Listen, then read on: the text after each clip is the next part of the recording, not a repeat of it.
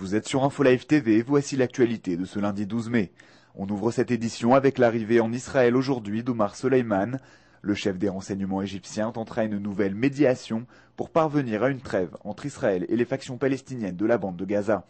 Soleiman doit notamment s'entretenir avec Ehud Olmert et Ehud Barak. Le cas du soldat Gilad Shalit, toujours retenu prisonnier par le Hamas, sera également au menu des discussions. Alors que les violences se poursuivent au Liban et auraient fait jusqu'ici une centaine de morts selon un tout dernier bilan de la chaîne de télévision Al Jazeera, on apprend que les États-Unis auraient de nouveau décidé de déployer l'USS Cole au large de Beyrouth. Le croiseur américain aurait même, selon certaines sources, déjà traversé le canal de Suez. Sur le terrain au Liban, pour la première fois dimanche, des combats ont éclaté entre membres de la communauté druze et miliciens du Hezbollah. Au cours d'une cérémonie au mémorial de Yad Vashem marquant la victoire des Alliés sur l'Allemagne nazie, Ehud Barak a évoqué la situation d'Israël dans le contexte régional actuel. Le ministre de la Défense a rappelé la volonté de paix de l'État hébreu, tout en prévenant que Tsahal se tenait prêt à faire face à toute éventualité. Évoquant la bande de Gaza, la Syrie et l'Iran, Barak a par ailleurs affirmé qu'Israël était particulièrement attentive à ce qui se passait chez ses voisins.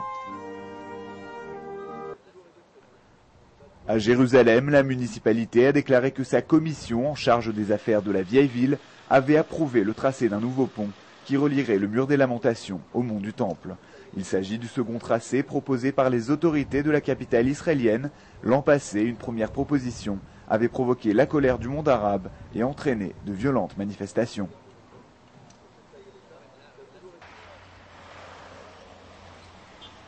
Enfin, on termine avec Gaza où dimanche, la mise hors service par le Hamas de la centrale électrique de la ville a provoqué d'importantes coupures de courant et de nombreux désagréments au sein de la population palestinienne. Israël accuse le Hamas d'avoir agi de façon délibérée pour créer une nouvelle crise, alors que d'importantes livraisons d'essence avaient eu lieu la semaine dernière et que d'autres suivront dans les prochains jours.